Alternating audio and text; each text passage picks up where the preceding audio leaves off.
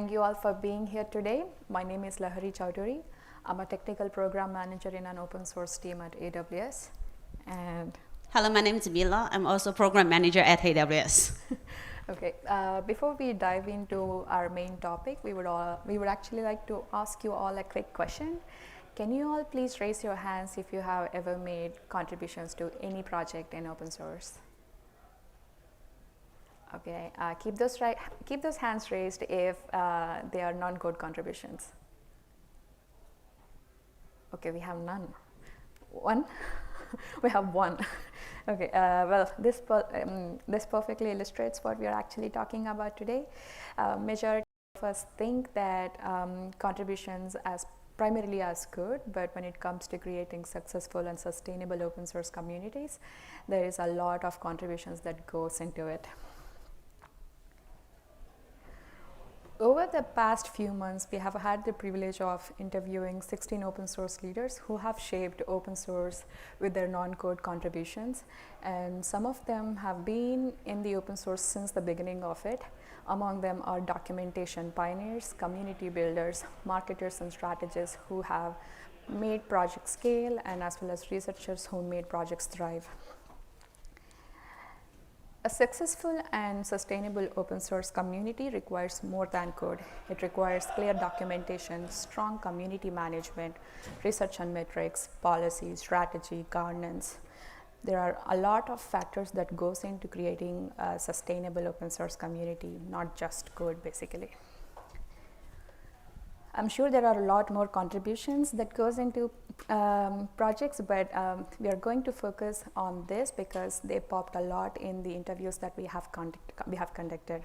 So documentation is often the first point of contact between users and the projects, which makes it very crucial for the user adoption because it basically transforms the complex code into usable tools. And whereas marketing breaks down the barriers between the technical projects and its user base, and it's not just by promotion. It's actually about making technology accessible and building the user communities around those specific projects. Community building, on the other side, often creates the environments where collaboration can thrive. They basically bring the individual contributors and create the cohesive teams around them where they can contribute more to the projects. Research, on the other hand, shapes the project direction through data analysis, and this includes studying user needs, community health, and also identifying the growth opportunities for the projects. Policy and strategy work, on the other side, they ensure the project sustainability. This includes governance structures, funding models, and long-term planning where projects can actually thrive and also grow. Each of these roles are very crucial and essential for the long-term success of the project, and each of them requires unique skills apart from coding. When we think about open source, coding often takes the center stage, but today I want to share a few stories how non-code contributions have fundamentally transformed projects. Our research revealed documentation as a powerful entry point for any project.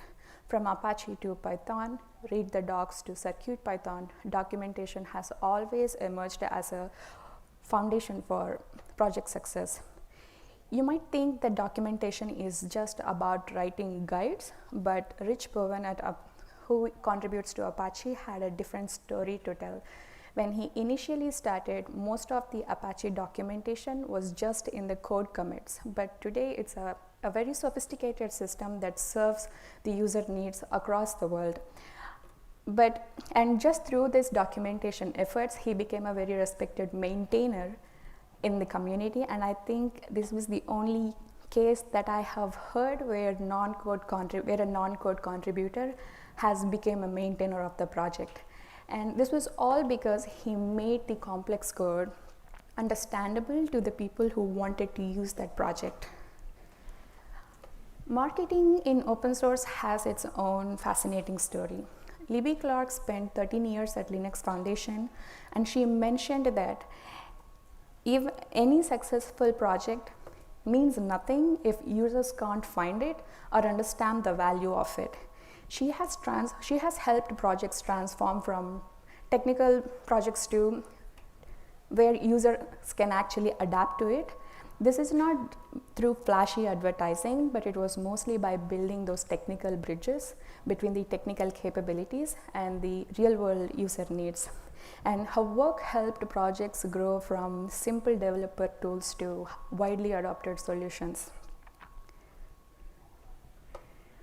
Let me tell you about Courtney and CircuitPython. This is a story of community building at its finest. Picture this, a community of 100 members growing to 35,000. It was not through better code, it was actually through better community management.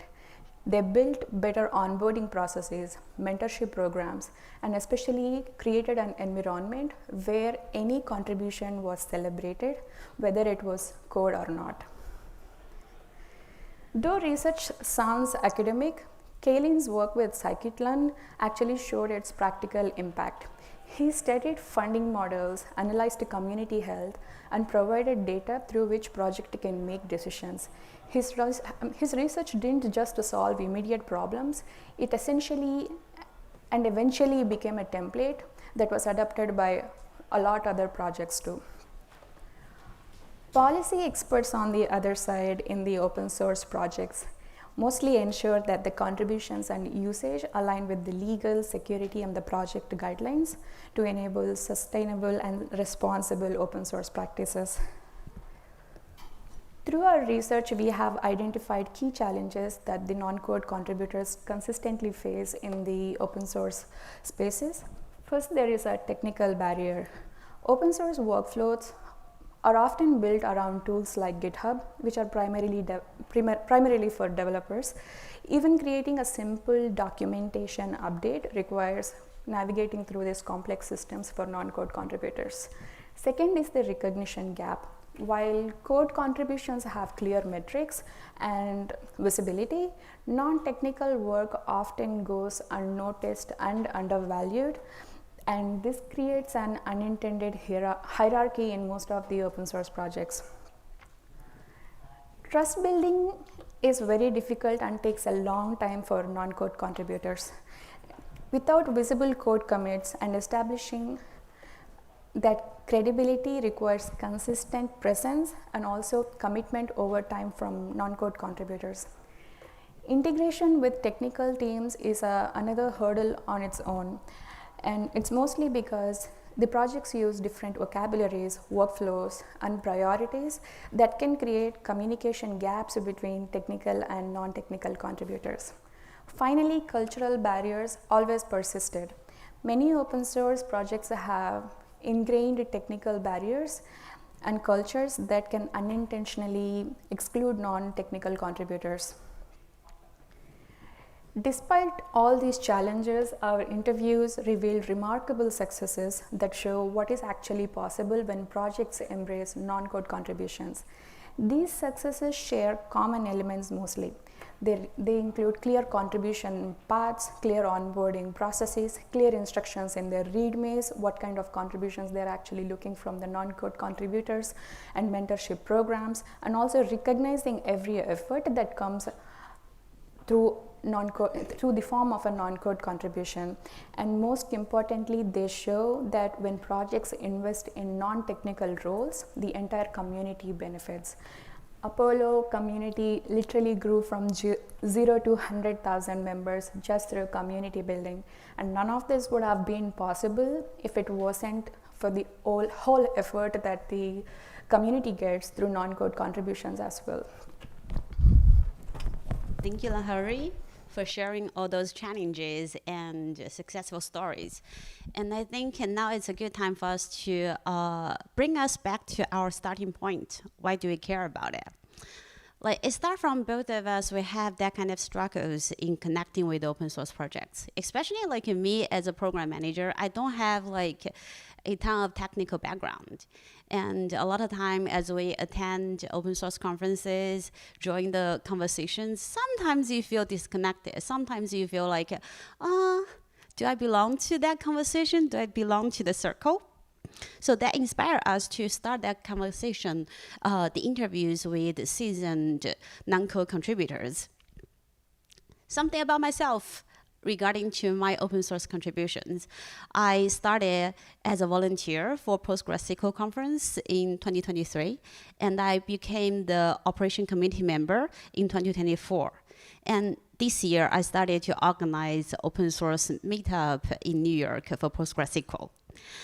So then, well, although I have been joining the community for like fairly 2 years, last year, right after the Postgres conference, my manager asked me, oh, then Mila, do you feel connected with PostgreSQL community now? That was a challenging question. At that time, I feel pretty close with the operation committee because we meet every week. We talk about challenges, difficulties, logistics about the conference. However, as for the community in general, I don't know. Well, most of them, I don't know who they are. I barely meet them. How can I feel connected with them? So as I reflect, I realize that there is no touch point for me with the community. And well, fortunately, I have a better answer this year as I started to organize the PostgreSQL meetup in New York. That gives me all the reason and motivation to reach out to the community because I need speakers, I need volunteers, I need sponsors. And all those give me a very legitimate reason and motivation to be more active. So I guess the lesson here is projects. You need to keep your people very busy. So talk about what we learned from our conversation. For projects, a very big part is like you need to be very clear with what you need. A lot of time, like if we talk about non-code contribution, that basically includes everything. That's marketing, that's documentation, that's policy, that's governance, that's even organization. People don't want to assume that you need their help. So you need to be very clear about that. Like during the PostgreSQL conference this year, I did a lightning talk. I said, I would love to have someone to take pictures during our meetup to capture all those like lovely moments so that we can share on social to amplify the voice of the community. And then the second day, someone came to me saying, oh, Mila, I didn't know that you need a photographer. I can help with that. Problem solved. So you will be amazed by how much the community want to help you to ensure that your events, the project is successful. However, it's on you to make it very clear. And also for non-code contributors, like they also need guidance. Just like what we usually have for developers, for code contributors, we often have a good first contribution. Like for non-code contributors, they also need a good first task to start with. And secondly, that might be a long-term thing, but it can also be very fast if you pay attention. It's a mindset shift. Let's be honest, most open source projects actually have that kind of developer-centered mindset. It makes sense because open source projects start from code, start from like developers. However, if you want to grow your community, like things need to change. We need to shift from a developer-centered mindset to a community-centered mindset. That means we acknowledge everyone, every kind of contribution. And most of the time, it depends on the leaders to build that kind of muscle to regularly acknowledge non-code contributors' contributions, be vocal. Otherwise, I heard from time to time, like non-code contributors, sometimes they feel like a second-tier citizen in the community, and you definitely don't want that. And I can't emphasize acknowledgement more. Like a lot of non-code contributors we talk to, like we ask, okay, then like what can motivate you? What can help you to be more engaged in the community? Like a lot of time they will say, Just a simple thank you. Just say thank you, that's enough. The acknowledgement. I personally experienced that also, this year as I participated more. Yesterday, when I check my LinkedIn post, there is a official acknowledgement from PostgreSQL community account, call me out for my contribution in the past 2 years for the conference, for Meetup. That really bring me to tears. And that surely will motivate me to continuously to invest in the community, in the Meetup, in whatever I'm doing. Well, for non-code contributors, if you are looking for projects, I would say don't be discouraged by the first few maybe not that pleasant conversations, because open source projects are very different. Each project have different culture, different vibe, different way to communicate. So you can definitely find a project that works to you, but don't give up. And also, it's very helpful if you can start with a project that you are interested in, the technology you are interested in.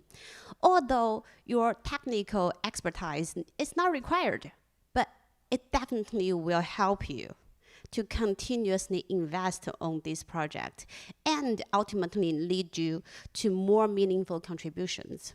And that's also a way to earn trust from the community, to show your investment, your commitment to the project. And honestly, ultimately, open source projects, we are not bound by, most of the time, we are not bound by contract, by any physical, financial interest. It's really by passion, by interest. And then that means trust is your currency. And how to build trust? Show your commitment, show up consistently. And really, I found in-person communication helps a lot. I would highly encourage you, if you get a chance, attend conferences, attend Meetup. That kind of personal conversation, personal connection will allow you to really have a relationship within the community. Well, one of my friends from PostgreSQL, he told me that people come for the activities and people stay for the community. Then what kind of community people stay for? And a lot of time, it's a community that provides support.